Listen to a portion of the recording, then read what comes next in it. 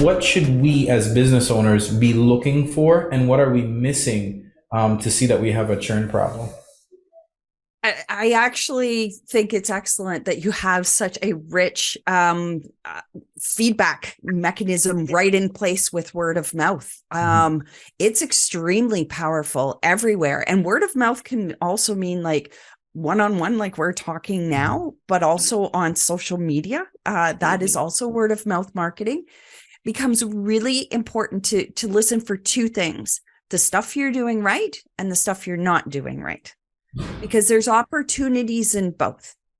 And reach out to those customers. You don't have to reach out to every single one of them, but if you're hearing positive and you're hearing negative, make a decision and say, okay, we're going to every month reach out to 5 of the positive people and 5 of the people who are saying negative things, and speak a little bit more with them. Even a 15-minute call. And I really recommend having a call. It can be face-to-face. It can be like this, where it's virtual. It can be on the phone. Doesn't matter. Reach out and start asking them a little bit more about why it's like that for them. Why are you so happy?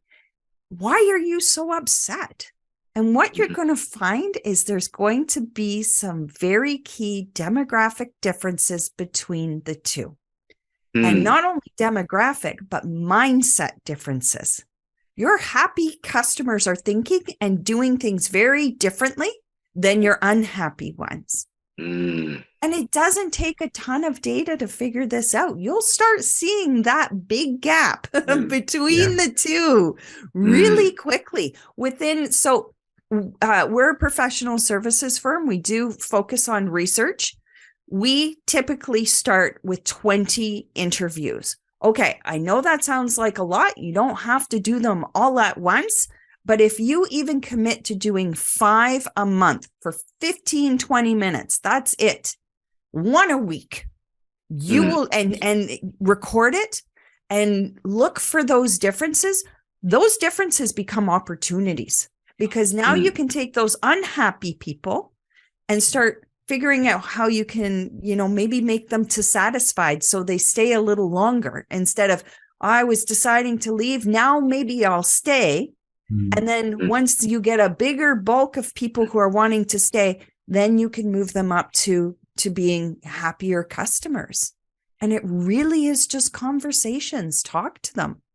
Ask them what's going on with them. The biggest thing, ask them how they feel. Why do you feel the way you do? Because remember, those decisions are based on feelings first.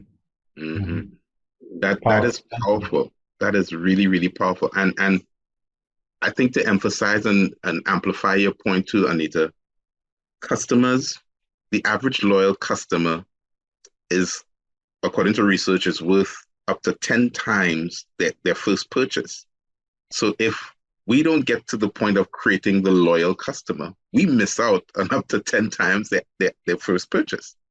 We're missing out on, we might get the first purchase, but if we don't do it right, we lose their repurchase, their upsell, their cross-sell, their referrals, the cost savings from the cost to serve.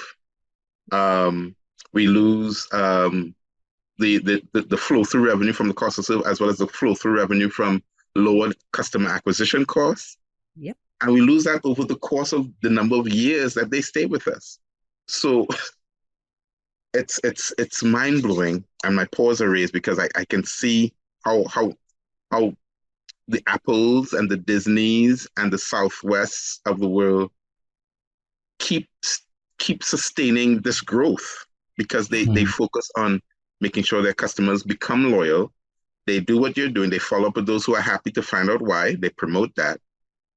They focus on those who aren't happy, understand that, try to fix it so they can at least save some of those who are leaving.